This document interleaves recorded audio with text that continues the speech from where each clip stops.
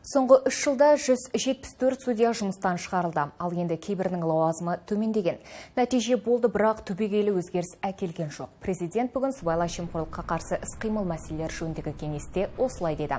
Мемлекет басшысының талабы жемқорлықтың тамырына балта шабу. Оның айтуынша, сыбайлас жемқорлықпен ымырасыз күресу мемлекеттік саясаттағы негізгі басымдықтың бірі.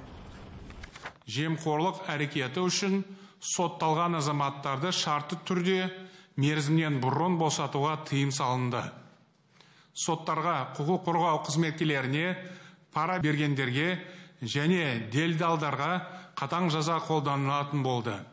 Былтырдан бері жалпыға бірдей салық декларациясын тапсыруды бастадық.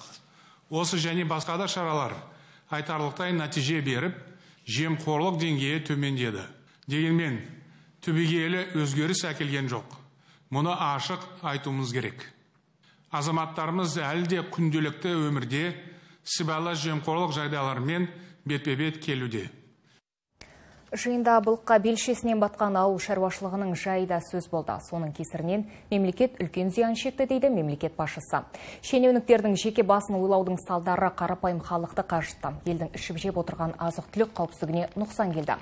Саланы артқа сүйретін негізгі фактор субсидиялауға байланысты жемқорлық деректер деп атады.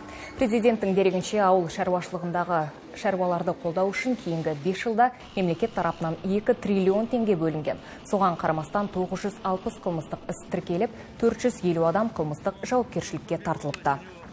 Жайылымдық жерлерді суландыруға бөлінген 80 миллиард теңгенің тең жартысы мақсатқа сай жұмсалмаған.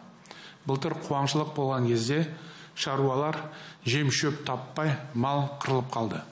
Тіпті кейбір өңірде шаруаларға субсидия ретінде күн батареясы берілген.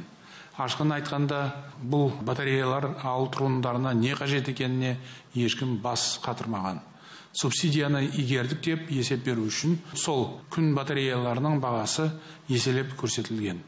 Мұның бәрі уәкілетті органдардың жауапсыздығынан болған.